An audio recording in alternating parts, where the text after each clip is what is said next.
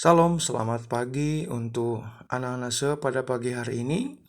Jumpa kembali kita hari ini dalam lanjutan materi ajar kita agama Kristen kelas 9. Nah, sebelum kita memulai pembelajaran pada hari ini, mari kita bersatu di dalam doa, ambil sikap dan posisi berdoa.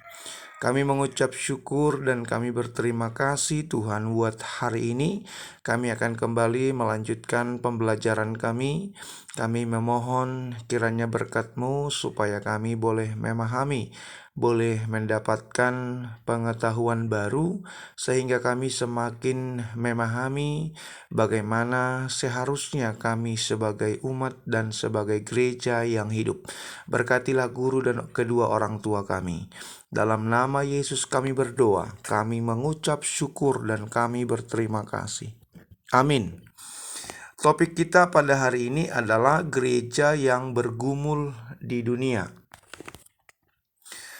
Nah, ada dua kata yang sering diversepsi salah, yaitu berbicara tentang kerajaan Allah atau kerajaan surga. Lalu timbul pertanyaan, mana yang benar? Antara kerajaan Allah ataukah kerajaan surga? Lalu ada yang berpendapat maksud saya, bahwa kerajaan surga adalah suatu tempat jauh di atas langit. Di sanalah Allah bertahta, di sanalah Allah berkedudukan, sehingga tempat itu juga disebut sebagai kerajaan Allah. Saya ulang kembali buat anak-anakku. Ada yang berasumsi atau berpendapat bahwa kerajaan surga adalah suatu tempat jauh di atas langit. Di sanalah Allah berkedudukan, sehingga tempat itu juga disebut sebagai kerajaan Allah. Ada juga yang berasumsi bahwa kerajaan Allah itu adalah suatu pemerintahan yang akan terjadi di masa depan di muka bumi ini. Jadi dua pendapat ini tidaklah benar, karena apa yang dimaksud dengan kerajaan surga, kerajaan Allah, tidaklah seperti pendapat dari orang-orang yang memberikan pendapat yang kita baca pada saat ini. Kerajaan Allah berkaitan erat dengan implementasi ataupun terwujudnya kehendak Bapa di bumi seperti di surga. Kita tahu dalam doa Bapa kami ada kalimat, datanglah kerajaanmu, jadilah kehendakmu di bumi seperti di surga. Ketika manusia mewujudkan kehendak Allah Bapa di dalam kehidupan kita, maka disitulah kerajaan Allah hadir dan terwujud. Sekali lagi, ketika manusia mewujudkan kehendak Allah Bapa di dalam kehidupan kita, maka disitulah kerajaan Allah terwujud. Kerajaan surga dalam pemberitaan Tuhan Yesus Kristus. Kerajaan surga atau kerajaan Allah adalah inti pemberitaan Yesus dalam pelayanannya di bumi. Yesus berkata, bertobatlah sebab kerajaan Allah sudah dekat. Nah, kerajaan surga sama artinya dengan kerajaan Allah. Jadi jangan dipersepsi salah atau dua kata ini hal yang berbeda. Tidak, ini sama. Kerajaan surga dan kerajaan Allah itu sama maknanya. Kerajaan Allah lebih banyak digunakan oleh Markus dan Lukas. Lalu kerajaan surga ditulis dan digunakan oleh Matius. Matius ini kita tahu adalah penulis kitab Matius dan murid Tuhan Yesus. Kenapa pertanyaannya Matius menggunakan pilihan kata kerajaan surga bukan kerajaan Allah? Tentu kan timbul pertanyaan. Maka jawabannya adalah karena Matius adalah seorang penulis Yahudi yang memegang kuat tradisi Yahudi. Apa rupanya tradisi Yahudi? Bahwa orang Yahudi tidak boleh sembarangan menyebut nama Allah. Maka Matius mengganti nama Allah dalam kerajaan Allah menjadi kerajaan surga. Lalu kita boleh lihat ciri-ciri kehidupan warga kerajaan surga. Jadi, muara dari pengiringan kita dalam agama menjadi orang Kristen adalah menjadi warga kerajaan Allah atau warga kerajaan surga.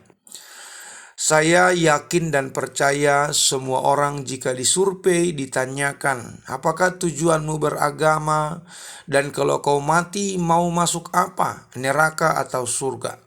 Maka semua akan menjawab masuk kerajaan surga.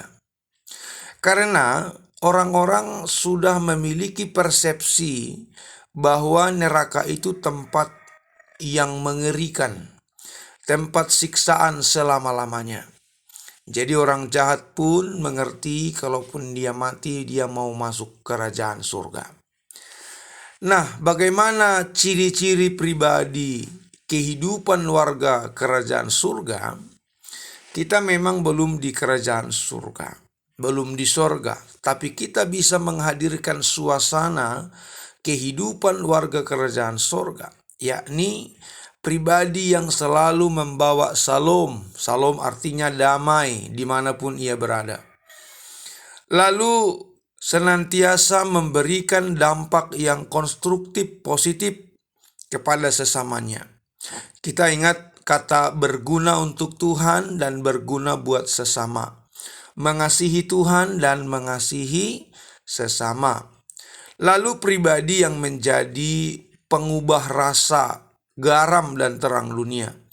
Ini juga ciri kehidupan warga kerajaan surga. Lalu pribadi yang semangat dan gairah dalam mewartakan firman Tuhan, Injil, dalam kehidupannya. Karena ini juga adalah amanat agung Tuhan Yesus yang diemban setiap orang yang percaya dan menghambakan diri padanya. Lalu pribadi yang setia dan taat kepada firman Tuhan. Yakobus berkata, hendaklah kamu jangan hanya pendengar tapi juga menjadi pelaku-pelaku firman Tuhan. Lalu pribadi yang menghargai anugerah, pemberian keselamatan, anugerah kehidupan dari Tuhan dengan cara mengisinya dengan hal-hal yang positif. Inilah ciri-ciri dari orang yang menjadi warga kerajaan surga. Kita mencoba melihat tokoh yang bernama Mordekai Vanunu berani bertahan demi keyakinannya. Vanunu ini atau Mordekai Vanunu adalah warga Israel yang beragama Kristen dan ia bekerja di teknisi nuklir Israel. Vanunu berani menentang politik negaranya, pemerintahannya, yang justru membahayakan dirinya dan negara dan bangsanya di mata dunia internasional. Ia menentang program pengembangan senjata nuklir Israel. Kita tahu bahwa Vanunu adalah teknisi nuklir Israel. Dia tahu bahwa rancangan senjata ini akan menjadi mara bahaya buat dunia dan manusia secara umum. Lalu ia membocorkan rencana-rencana program senjata nuklir. Ia diwawancara wartawan dan semua telah sampai ke media massa dan dunia membacanya.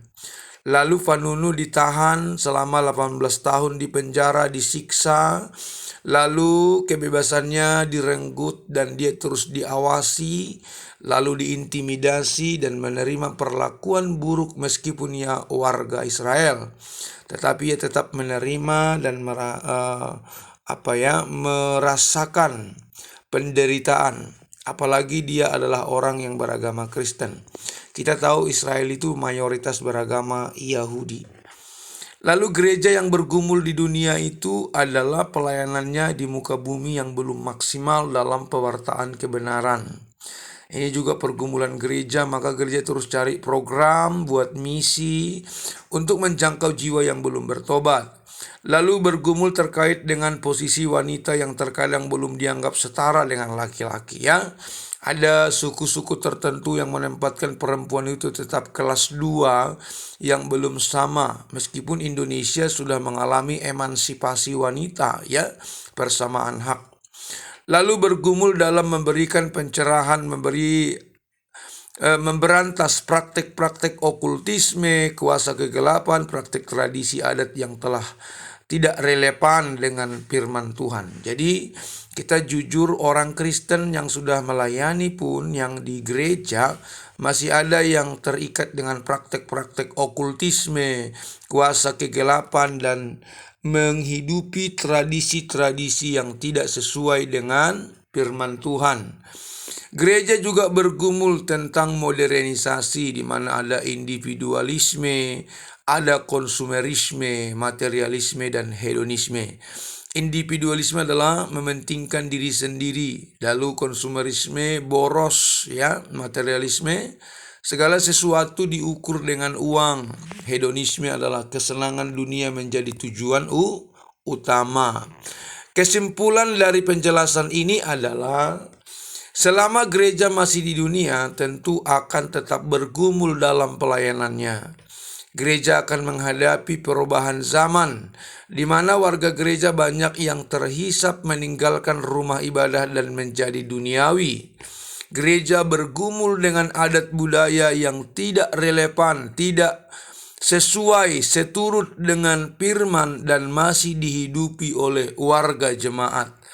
Ini menjadi pergumulan gereja di muka bumi dalam mewartakan kebenaran dan mendewasakan jemaat Tuhan, warga jemaat atau warga gereja. Ini saja penjelasan saya pada pagi hari ini. Kalian simak, klik videonya, dengarkan rekamannya. Setelah itu nanti kalian catat materinya di buku catatan dan kirim ke catatannya. Terima kasih buat kebersamaan pagi hari ini. Mari kita akhiri dengan doa. Tuhan, terima kasih buat pagi ini kami sudah belajar tentang gereja yang bergumul di dunia. Tuhan, berikan kami pengertian, pengetahuan, pemahaman. Berkatilah kami yang kelanjutkan pelajaran selanjutnya. Dalam nama Tuhan Yesus kami berdoa dan bersyukur hari ini. Amin. Selamat belajar buat anak-anak Salam dan Tuhan memberkati. Semangat!